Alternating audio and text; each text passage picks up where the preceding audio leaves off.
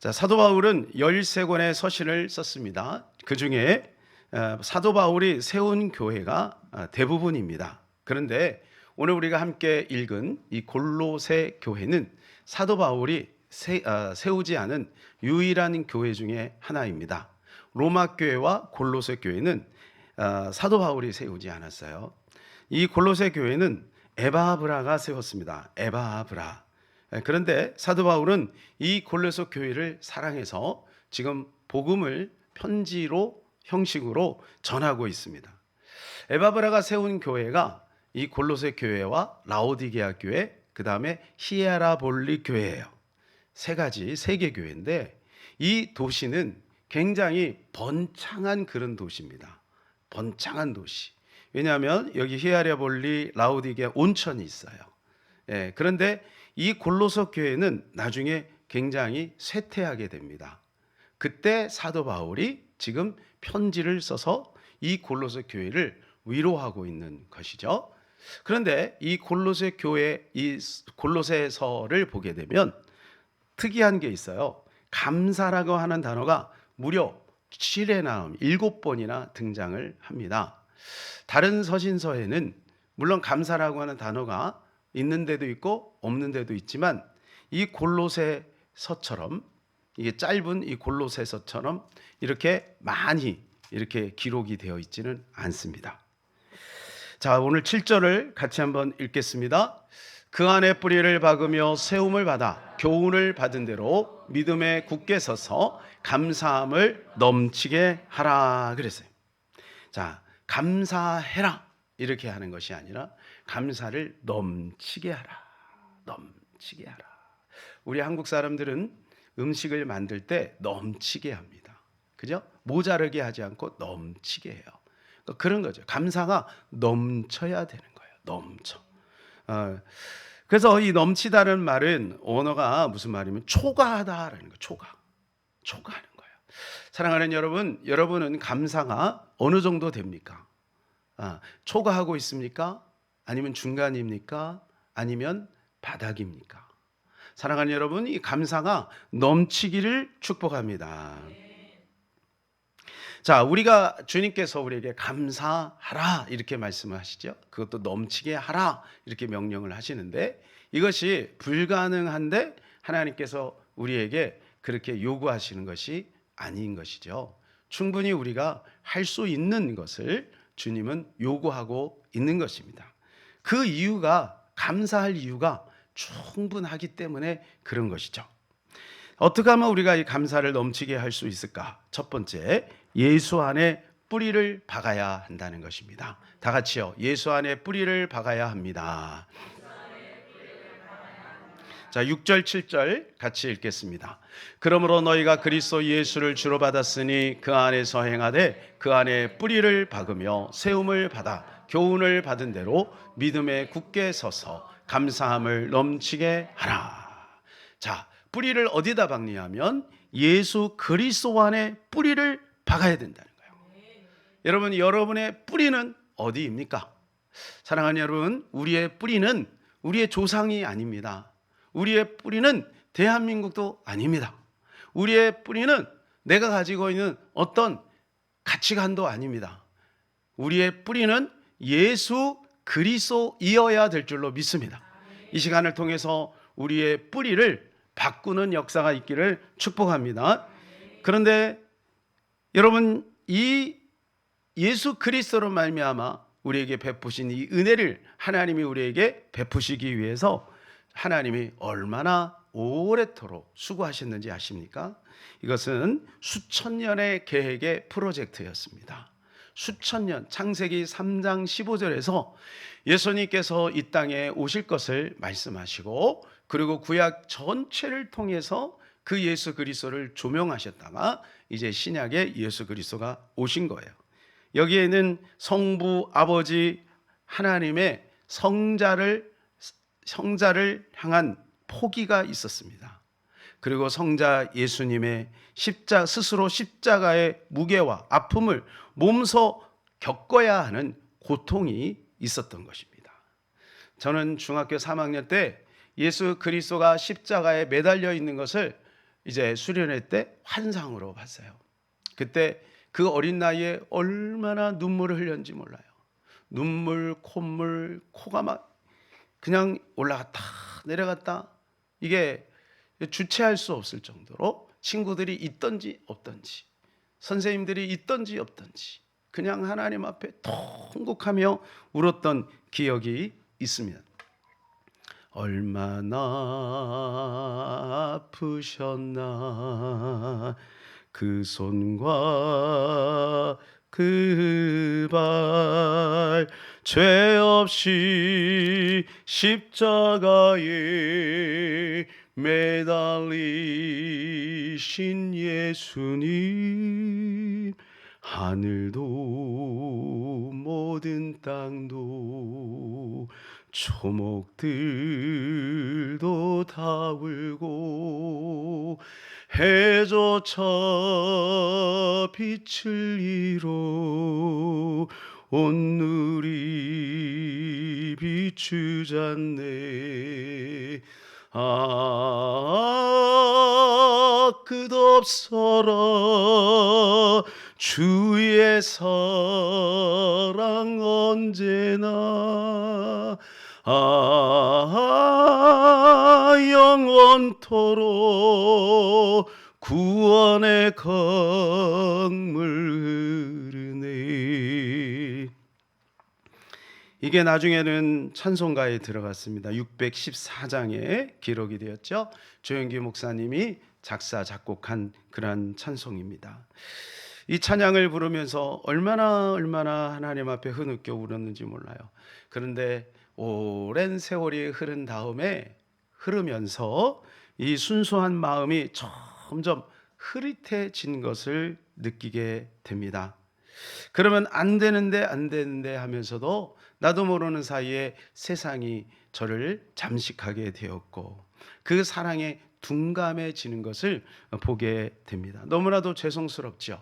자, 그런데 문제는 뭐냐 하면 점점 그 사랑을 잊으면 잊을수록 제 마음이 곤고해지는 것을 느끼게 돼요. 공허해지는 것을 느끼게 되는 거예요. 여러분, 우리가 왜 감사를 잃어버릴까요? 그것은 우리의 뿌리가 흔들리기 때문에 그래요. 예. 조건의 문제가 아니에요. 우리의 뿌리가 흔들려서 그래요. 우리가 그 안에 뿌리를 깊게 내리면 우리는 작은 것에도 감사할 수 있는 것이죠. 꽃 한 송이를 봐도 우리는 감사할 수 있고, 그리고 하늘을 나는 잠자리를 봐도 감사할 수 있고요. 그리고 산들 바람에 내 피부에 싹 스쳐도 우리는 감사할 수가 있는 것입니다. 사랑하는 여러분, 우리는 다시 이 감사를 회복해야 될 줄로 믿습니다. 이 감사가 회복되면 신기한 것은 여전히 문제는 있지만, 그러나 우리는 하나님 앞에 감사할 수 있는 겁니다. 사도 바울은 그것을 알기 때문에 이렇게 고백을 했어요. 고린도후서 4장 8절 9절입니다. 우리가 사방으로 우겨쌈을 당하여도 쌓이지 아니하며 답답한 일을 당하여도 낙심하지 아니하며 박해를 받아도 버림받지 아니하며 거꾸러뜨림을 당하여도 망하지 아니하고. 여러분, 사도 바울처럼 그렇게 경건하게 그리고 진실하게 신앙생활 했는데 어찌하여 사도 바울에 이렇게 우겨쌈을 당하고 답답한 일이 있으며 박해를 받고 거꾸러뜨림을 당하는 것일까요? 여러분, 우리가 신앙생활을 잘못하면 난 신앙생활을 하니까 안전지대에 있어, 그래서 안전지대가 아니라고 느껴지는 순간 우리 마음이 흔들리고 불안해지고 불평과 원망이 생길 수 있어요. 여러분, 그렇지 않습니다. 신앙생활을 제대로 하면 할수록 여러 가지 많은 어려움이 찾아오게 된다는 것, 우리는 기억해야 될 줄로 믿습니다. 하지만 우겨싸움을 당하고 답답한 일을 당하고 박해를 받고 거꾸러뜨림을 당해도 우리는 흔들리지 않습니다. 우리는 맷집이 생기는 거예요. 이게 신비고 이게 능력인 것입니다. 오히려 우리는 감사가 더 충만하게 되는 것입니다. 두 번째로는 기도할 때 감사가 넘칩니다. 4장 2절입니다. 기도를 계속하고 기도에 감사함으로 깨어 있으라. 기도를 계속하고 기도의 감사함으로 깨어 있으라. 그러니까 기도에 뭐가 있어야 되냐면 기도에 우리 요구만 있어서는 안 되고 기도에 감사가 있어야 된다는 거예요. 기도의 감사함으로 깨어 있어야 된다라고 하는 것입니다. 여러분, 우리는 끊임없는 이 생각의 전쟁터 안에 있어요. 끊임없이. 지금도 마찬가지예요. 여러분, 몸은 여기 있지만 생각은 딴 데 가 있는 사람들 손 들어보세요. 생각이, 우리의 이 생각은 끊임없이 전쟁이에요. 전쟁. 그래서 여러분, 주님이 뭐를 보시냐면 마음을 보시는 거예요. 그러니까 몸이 있어서 주님이 기뻐하는 게 아니에요. 물론 몸들임이 마음들임입니다. 몸조차 들이지 않으면 마음도 없는 거죠. 그렇지 않겠어요? 자, 그런데 몸은 있는데 마음은 없다. 그럴 수도 있다는 겁니다. 그래서 우리는 이 생각의 전쟁에서 승리해야 될 줄로 믿습니다. 그래서 생각에도 기술이 있는 거예요. 생각을 내가 컨트롤할 수 있는 사람이 있고 생각을 외부적인 환경에 끌려다니는 사람이 있어요. 사랑하는 여러분, 생각의 주도성을 가지시기를 축복합니다. 그래서 우리의 생각은 진공이 없어요. 진공. 절대로 우리의 생각은 진공이 없어요. 그거는 우리가 의식을 안 할 뿐이지, 우리의 의식을 밀어낼 뿐이지 생각이 없는 것은 없어요. 우리는 태어나면서 죽을 때까지 계속 생각해요. 우리 영혼이, 우리가 태어나면서 만들어져요. 그죠? 우리의 영혼은 태어나면서 만들어져요. 신기하죠? 그리고 나서 이 영혼은 그때부터 생각을 합니다. 엄마 뱃속에서도 생각을 해요. 그래서 이 생각은 멈추지 않아요. 언제까지? 영원합니다. 심지어는 죽어서도 생각이 계속돼요. 예? 죽어서도 생각이 계속돼요. 자, 그래서 지옥에 있는 사람은 그 생각이 영원히 괴로운 거예요. 몸과 영혼이 괴로운 거예요. 지옥에 있는 사람. 예. 그리고 천국에 있는 사람은 몸과 영혼이 영원히 즐거운 거예요. 그러니까 생각은 영원한 거예요. 그러니까 여러분, 이 생각 정리를 지금부터 잘하지 않으면 안 되는 거예요. 왜냐하면 그 생각이 지옥 가게 하고 그 생각이 천국 가게 하는 거예요. 그러니까 그 사람은 그 사람의 생각인 거예요. 그래서 그 사람의 생각을 보면 그 사람이 보이는 거예요. 예. 그러니까 말로만 한다고 해서 되는 게 아니라는 거예요. 말로만. 그 사람의 생각을 보는 거예요. 생각은 결정체로 나타나는 거. 생각은 행동으로 나타나게 되는 거예요.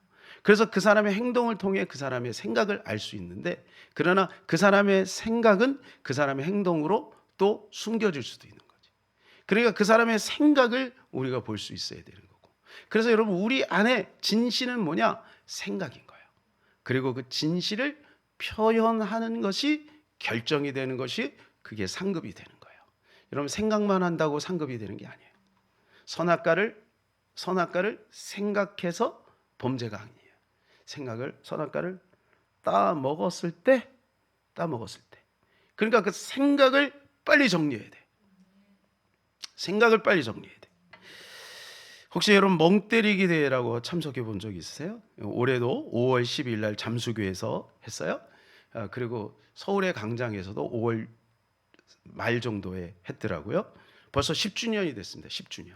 10년 동안 사람들이 이 멍 때리기 대회를 했어요. 무려 2,787팀이 신청을 해서 그중에 80팀을 선정을 해가지고, 그래가지고 이 대회를 개최를 하는 거예요. 대회 참가자는 90분 동안 어떤 행동, 아무 생각도 하지 않아야 돼요. 이게 벌써 이게 말이 안 되는 얘기입니다. 그 사람은 아무 생각을 안 하는 게 아니라 뭔 생각을 하고 있는 거죠. 표정만 이러고 있는 거지, 그 사람의 생각은 계속 뭔가 하고 있는 거죠. 그래서 겉으로 볼 때 가장 멍한 상태에 있는 그 사람은 이제 뽑아가지고 상을 주는 거예요.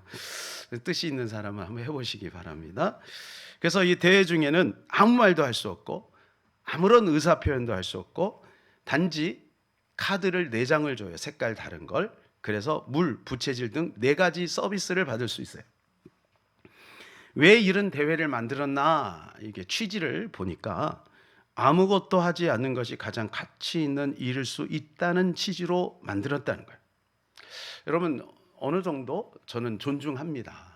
왜냐하면 현대인들이 너무 생각이 많고 SNS에 시달리다 보니까 그러한 시간들을 통해서 뭔가 이렇게 그러한 패턴들을 개선하고 또 하나의 캠페인식으로 하는 그러한 의미가 있다고 저는 봅니다. 그러나 두 가지 의문이 있습니다. 어떤 사람이 계속해서 멍때리가 가능할까요? 그리고 만일에 우리 가족 중에 그렇게 계속 멍때리는 사람이 있다면 여러분 어떻게 되겠습니까? 당장 우리는 병원에 보낼 수밖에 없는 거죠. 예. 그리고 두 번째, 과연 멍때리기 하는 사람들의 내면은 무념무상일까? 무념무상일까? 저는 그렇게 생각하지 않습니다. 본래 인간은 생각하는 동물입니다. 그래서 만물의 영장인 거예요. 생각을 한다는 것은 문화를 만든다는 것이죠. 그죠? 가치관이 있다는 것이죠. 그래서 여러분 그 자유의지가 무서운 겁니다. 하나님이 우리에게 우리 스스로 독특한 생각을 할 수 있는 자유를 준 거예요. 그래서 그것이 천국 가게 하고 그것이 지옥 가게 하는 거예요. 그래서 여러분 우리 생각이 얼마나 중요한지 모릅니다. 그래서 여러분 생각은 길이 납니다. 생각은 습관입니다. 생각은 패턴이 있는 겁니다. 예. 지금도 마찬가지예요. 늘 불안한 사람이 있고 늘 염려하는 사람이 있고 늘 밝은 사람이 있고 늘 기쁜 사람이 있어요. 여러분 이거는요, 내가 그쪽으로 자꾸 선택을 하고 망치질을 하고 그리고 자꾸 볼을 만들고 이렇게 해야 그게 길이 나는 거예요. 그래서 이 생각을 방치해버리면 안 되는 겁니다. 현대인들이 생각이 방치되어 있어요. 유튜브를 보고 TV를 보고 SNS를 하고 인스타를 하면서 생각이 다 멍때리기 안 해도 다 멍때리기에서 1등할 만큼 전철에서 멍 하고 있는 거예요 다. 그러니까 이게 멍때리기가 그 연장선상에서 나왔는지도 몰라요. 여러분 왜 그렇게 멍을 때릴까요? 회피하는 거죠. 현실을 회피하고 싶은 거예요. 그러니까 여러분 뭔가 자꾸 들여다보는 거예요. 생각하기 싫은 거예요. 여러분 그러면 생각의 노예가 되고 마는 거예요. 어딘가의 생각의 노예가 돼버리면 그 생각이 사단이 그 생각을 사로잡고 그래서 나중에는 그 생각으로 인해서 큰 위험에 빠지게 되는 거예요. 여러분 이 시간에도 예배 드릴 때 생각하면서 예배 드리는 사람은 눈이 초롱초롱하고 생각 없이 예배를 드리는 사람은 멍 때리기 1등이 되는 거예요. 예. 사랑하는 여러분, 생각을 주도적으로 하는 습관을 가지시기를 축복합니다. 생각을 장악해야 된다는 거예요. 생각을 장악해야 된다. 그래서 우리의 생각은 절대로 공백이 없다. 뭔가로 항상 채워져 있다. 단지 내가 현재 당면한 문제를 회피하기 위해서 생각을 안 하는 것처럼 의식이 없는 거지 생각이 없는 것은 아니다. 항상 생각을 하고 있다. 그래서 우리는 감사를 통해서 우리의 생각을 윤기나게 만들어야 되는 거예요. 그래서 기도를 계속해야 되는 거예요. 이런 기도를 멈추는 순간 세상이 들어오는 거예요. 기도를 멈추는 순간 자극적인 것에 빼앗겨요. 그래서 도파민에 익숙해지는 그러한 것에 나도 모르는 사이에 손이 가고 몸이 가고 그렇게 되는 거예요. 그러니까 여러분 우리가 이러한 것들을 잘 이해하지 못하면 이것을 잘 이해한 사람이 누구냐면 C.S. 루이스입니다. 아주 예리하고 예민하게. 그래서 많은 사람들이 지옥에 가는데 어떻게 가느냐? 그냥 낭떠러지에서 떨어지는 게 아니라는 거예요. 살짝 기울어진, 눈치채지 못하는. 그래서 거기서 조금씩 밀려나가는 거예요. 사랑하는 여러분, 작은 것은 작은 것이 아닌 것입니다. 그래서 이 시간에 우리의 생각을 온전히 집중해서 주님을 바라보시는 저와 여러분 되시기를 주님의 이름으로 축복합니다. 우리가 기도를 계속하려면 교회에서만 기도하는 습관을 가지면 안 돼요. 교회에서 당연히 기도해야 되겠지만 생활 속에서 기도하는 습관을 가져야 됩니다. 삶 속에서 계속 기도해야만 그 삶 속에서 감사가 넘치는 것입니다. 자, 우리가 기도를 계속하면 첫 번째 유익이 뭐냐면 나 혼자 아님을 알게 돼요. 여러분, 왜 우리가 힘듭니까? 나 혼자라고 생각하니까 힘든 거예요. 항상 우리를 도와주시는 분이 있어요. 그분이 우리 주님이십니다. 그분은 전능하십니다. 그분은 자비로우십니다. 그분은 사랑이 많으십니다.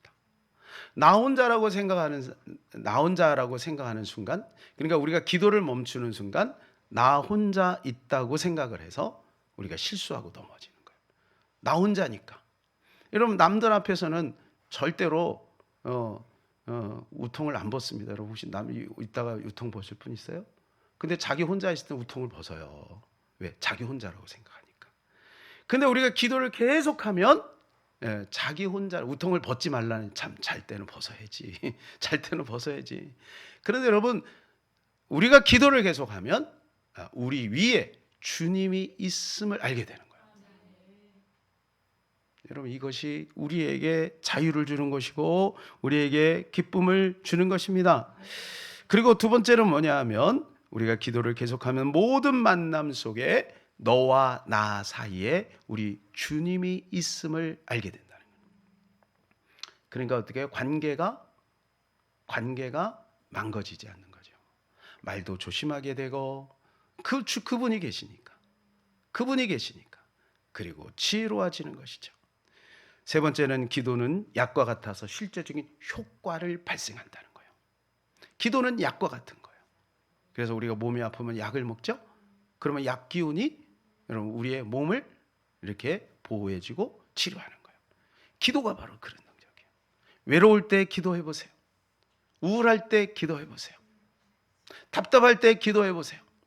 여러분, 기도는 바로 효과를 나타나게 되어 있다는 것입니다. 저는 이 말씀을 준비하면서 이것을 한번 적용해 봤습니다. 그랬더니 놀라운 효과를 제가 경험합니다. 하나님 앞에 기도하면 하나님께서 어디서 그런 생각을 주시는지, 그런 지혜를 주시는지 모르겠습니다. 사랑하는 여러분, 날마다 기도를 계속하는 저와 여러분 되시기를 주님의 이름으로 축복합니다. 성경에서 이 비밀을 알고 이 비밀을 누린 사람들이 있습니다. 그 대표적인 사람이 다윗과 다니엘입니다. 다윗은 늘 기도했어요. 다윗이 잘한 게 뭐냐면 말씀 기도를 참 잘했습니다. 말씀 기도. 시편 119편 97절. 내가 주의 법을 어찌 그리 사랑하는지요, 내가 그것을 종일 작은 소리로 읊조리나이다. 그러니까 이 말씀을 계속해서 읊조림으로 말미암아 자기의 생각을 이렇게 헛된 곳에 두지 않는 거예요. 그래서 그 생각을 하나님께 고정하는 거죠. 그랬더니 어떤 문제가 생겼습니까? 어떤 일이 벌어졌습니까? 99절입니다. 내가 주의 증거들을 늘 읊조림으로 나의 명철함이 나의 모든 스승보다 나으며. 여러분, 절대로 제자는 스승보다 나을 수 없어요. 그런데 이 다윗은 스승보다 나았다는 거예요. 그 지혜가, 그 명철이. 여러분, 이건 대단한 겁니다. 그죠? 대단한 겁니다. 스승은 이미 경험한 사람이고 지식이 있는 사람이잖아요. 그런데 그보다 더 뛰어난 지혜와 명철을 가질 수 있다는 거예요. 직장으로 말하면 뭔가요? 회사 사장보다 더 창의력이 있고, 학교로 말하면 뭔가요? 선생님보다 더 지혜로워질 수도 있다는 거예요. 여러분, 이게 뭐예요? 비밀이 뭐예요? 계속 말씀을 붙들고 기도하는 겁니다. 다니엘을 보세요. 다니엘서 6장 10절. 다니엘이 조서에 왕이 도장이 찍힌 것을 알고도 자기 집에 돌아가서는 윗방에 올라가 예루살렘으로 향한 창문을 열고 전에 하던 대로 하루 3번씩 무릎을 꿇고 기도하며 그의 하나님께 뭐 했더라? 감사했더라. 기도했더라 이렇게 표현하지 않고 감사하였더라. 그러니까 기도에 깨어서 감사했다는 거예요. 그는 감사가 기도였던 것이고 기도가 감사였던 것입니다. 그랬더니 여러분, 어떤 일이 벌어져요? 하나님은 이 다니엘을 쓰시는데 놀랍게 그 시대에 가장 탁월한 정치인으로 썼다는 거예요. 사랑하는 여러분, 날마다 기도에 깨어있기를 축복합니다. 이 다니엘은 3번 기도했는데 이 3번 기도는 계속 기도를 위한 징검다리였던 거예요. 그러니까 그는 국정 운영을 하면서도 모든 만남 속에서도 그는 올바로 할 수 있었고 지혜롭게 할 수 있었다는 것이죠. 다윗도 다니엘도 이러한 놀라운 삶의 지혜가 있었다는 거예요. 이게 바로 뭐냐면 기도로 깨어있는 거예요. 사랑하는 여러분, 날마다 기도로 깨어있는 저와 여러분 되기를 축복합니다. 3번째는 뭐냐? 감사가 넘쳐야 복음이 전해진다는 겁니다. 3번째 같이 한번 읽어볼까요? 감사가 넘쳐야 복음이 전해집니다. 감사가 넘쳐야 복음이 전해집니다. 여러분, 우리는 다 복음을 전하고 싶어요. 그죠? 전도를 하는데 전도가 안 되잖아. 전도가 잘 안 되잖아. 그래서 힘든 거잖아. 만일에 전도가 잘 되면 얼마나 좋겠어요. 하나님이 가장 기뻐하는 것이 전도인데, 그런데 문제는 전도가 잘 안 돼. 이유는 뭐냐? 사도 바울처럼 감사하지 않기 때문에. 사도 바울은 늘 구원의 감격에 감사했어요. 하나님의 은혜에 감사했어요. 이 골로새서도 뭐냐? 이게 복음을 전하는 거잖아요. 그게 편지 형식으로 해서 교회에 복음을 전하고 있는 거예요. 이 골로새서의 특징은 뭐냐 하면 예수 그리스도의 신성과 인성, 예수 그리스도의 주되심, 그리고 예수 그리스도가 교회의 머리 되심, 요것을 전하는 거예요. 아주 기독교의 핵심 원리를 이 골로새 교회에 전하는 거죠. 사도 바울이 이토록 복음을 전하는 동기가 어디에 있을까요?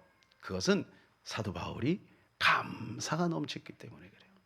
이런 감사가 넘쳤다는 증거가 뭐냐 하면 사도 바울이 자기 자신은 이렇게 하나님의 은혜를 받을 만한 자격이 없는데 이러한 은혜를 받았다는 것을 깨달았다는 거예요.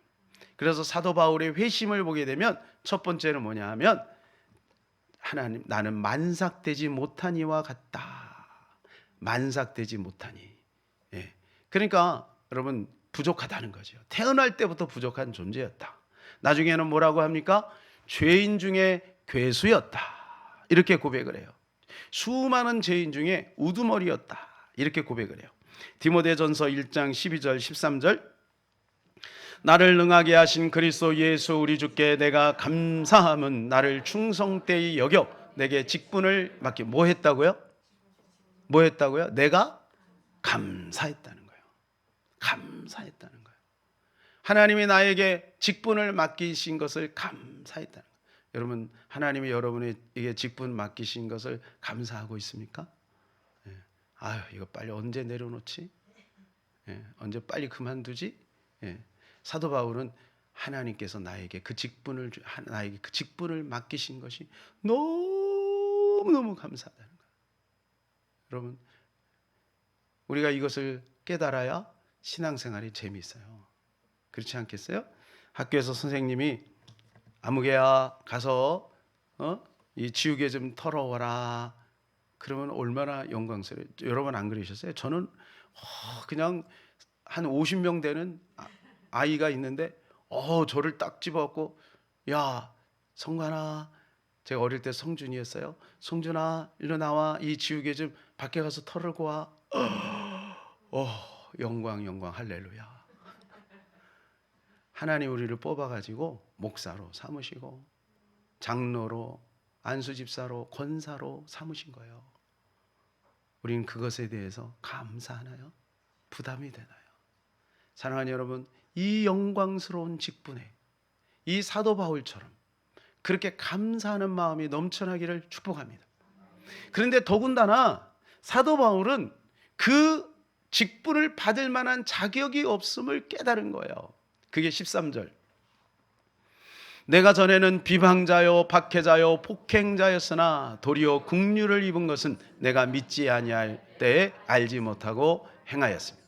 전에는 어떤 사람이냐? 비방자요 박해자요 폭행자였다는 거예요. 전에는 그렇게 몹쓸 사람이었다는 거예요. 전에는 예수 믿는 사람을 잡아다 가두기도 하고 심지어는 죽이는 일까지 했다는 거예요. 그런데 지옥에 떨어져야 되는데 하나님이 그를 세워주셨다는 거예요. 여러분, 이게 얼마나 놀라운 깨달음입니까? 여러분 우리도 그런 깨달음이 있어야 될 줄로 믿습니다. 그러고 나니까 어떻게 해요? 이 복음을 전하지 않을 수가 없는 거예요. 그래서 고린도후서 11장에 보게 되면 그가 복음을 전하면서 그 가진 고통이 쫙 나열되어 있잖아요. 얼마나 그 심한 박해와 고통을 당했습니까? 그럼에도 불구하고 그는 쉬지 않고 이 복음을 전할 수 있었다는 것이에요. 그게 뭐예요? 감사가 넘쳤기 때문에. 한 맹인이 있었습니다. 이 맹인이 예수를 믿게 된 거예요. 그런데 예수를 믿고 나니까 너무 감사한 거예요. 그래서 이 복음을 전하고 싶어요. 여러분, 저도요, 참 처음에 예수를 믿고 나니까 너무 감사해서 복음을 전하지 않을 수가 없는 거예요. 예, 이건 뭐 교회 뭐 프로그램 그런 거 상관없어. 얼마나 이 복음을 전하고 싶은 열정이 강했는지 말도 못해요. 예. 자, 그게 뭐냐면 그 감사함이 무기가 되고 감사함이 에너지가 되는 거죠. 이 맹인이 복음을 전해야 되는데 어떻게 복음을 전할까? 성한 사람도 복음 전하기가 쉽지 않은데 어떻게 복음을 전할까? 그러다가 하나님이 딱 지혜를 주셨어요. 그래서 성경을 딱 들고 전철로 갑니다. 그래서 전철로 가니까 이 사람 맹인이 오니까 사람들이 피해 줄 거 아니에요? 그럼 딱 앉아요. 옆에 딱 앉아갖고 옆에 있는 사람에게 부탁해. 저 옆에 있는 선생님, 제가 지금 이 눈이 안 보여서 성경을 못 읽습니다. 그래서 제가 원하는 성경을 펴서 한번 좀 읽어주시면 감사하겠습니다. 그래서 성경을 몇 장 몇 절을 딱 얘기하는 거예요. 요한복음 3장 16절일 것 같아, 제가 볼 때는. 하나님이 세상을 이처럼 사랑하사 독생자를 주셨으니 이는 저를 믿는 자마다 멸망치 않고 영생을 얻게 하려 하심이라. 이렇게 딱 읽어주니까 어떻게 해요? 감사합니다. 어쩌면 그렇게 목소리가 좋으세요? 너무 감사해요. 근데 제가 한번 그거를 암송할 테니까 한번 맞는지 틀리는지 한번 점검해 주세요. 이렇게 하고 암송을 몇 번 틀리면서 하는 거예요. 얼마나 지혜로워요. 그죠? 그러니까 이 사람은 한 20분 정도를 계속해서 복음을 듣는 거예요. 믿음은 들음에서 나거든요. 몰라서 그래요. 여러분이 세상 사람인데 왜 못 믿느냐? 몰라서 그래요. 여러분 사탄이 그 짓 하고 있는 거예요. 못 듣게 하는 거예요. 못 보게 하는 거예요. 못 오게 하는 거예요. 여러분 이게 사탄의 전략이야. 그러니까 우리는 이거를 알고 전투적으로 이걸 이제 싸우는 거예요. 그래서 행복축제 하는 거예요. 행복축제. 그러니까 이 사람이 복음을 듣고 이제 깨달아지고 변화되는 거죠. 한 전도자가 지방에서 복음을 전하면 수백 명씩 1년에 전도를 해요. 여러분 그런데 이분이 어떻게 해서 복음을 전하느냐? 아침부터 저녁까지 이제 다니면서 복음을 전하고 저녁에 와서는 하나님 앞에 울면서 그 영혼을 위해서 기도하는 거예요. 하나님 아무개 하나님 이 영혼을 살려주십시오. 기도를 하는 거예요. 근데 이분은 간증을 뭐라고 하냐면 전도가 너무 쉽다는 거예요. 전도만큼 쉬운 게 없다는 거예요. 왜? 자기가 전도 나가보면 큰 교회에서 전도를 막 씨를 엄청 뿌려놨다는 거예요. 막 씨를 뿌려. 우리도 어제 뿌리고 목요일 날도 뿌렸어요. 막 씨를 뿌리면 만일에 어떤 사람이 10이 되면 교회를 나온다고 칠 때 7짜리, 8짜리, 9짜리가 널려 있다는 거예요. 그래서 자기는 그 8짜리, 9짜리만 찾아다니면 되는 거예요. 그래서 8짜리는 한 2번 더 만나면 되고 9짜리는 한 번만 만나면 10이 되는 거잖아. 그런 사람이 쫙 깔려 있대. 나가보면 깔려 있다는 거예요. 제가 이 간증을 들으면서 생각이 난 것이 뭐냐면 우리 교회가 지금 1짜리, 2짜리, 3짜리, 7짜리, 8짜리 만들고 있구나. 그러니까 전도는 헛되지 않다. 심은이가 있고 물 주는 이가 있고 거두게 하시는 분은 하나님이에요. 근데 그 상급은 같다 그랬어요. 그러니까 우리가 가지고 있는 비전이 30, 300, 3000이잖아요. 저는 우리가 이 전도를 포기하지 않으면 나중에 우리 교회를 통해서 3000명의 영혼이 나중에 천국에서 우리와 함께 천국에서 주님을 찬양하는 그날이 분명히 올 거라고 믿습니다. 여러분 전도는 절대로 헛되지 않다. 또 두 번째는 뭐냐? 우리가 조금만 더 인내하면 전도의 열매가 맺혀지게 될 줄로 믿습니다. 자, 이제 말씀을 정리하겠습니다. 세상에는 세 종류의 사람이 있다고 합니다. 감사할 이유가 있어서 감사하는 사람 띄워주세요. 그리고 감사할 이유가 있어도 감사하지 않는 사람 없어요? 없어요? 네, 제가 읽어드릴게요. 감사할 이유가 있어서 감사하는 사람, 감사할 이유가 있어도 감사하지 않는 사람, 감사할 이유가 없어도 감사하는 사람이 있어요. 사랑하는 여러분, 저와 여러분은 어떤 사람이 되기를 바랍니까? 적어도 우리는 감사할 이유 앞에는 감사해야 되겠죠. 그러나 더 성숙한 사람은 감사할 이유가 없어도 감사하는 거죠. 감사할 이유가 있는데도 불구하고 감사하지 않는 것은 그게 이스라엘 백성들의 모습인 것입니다. 하나님이 베푸신 사랑이 얼마나 크고 놀랍습니까? 우리가 하나님 앞에 늘 감사하며 사는 저와 여러분 되시기를 주님의 이름으로 축복합니다.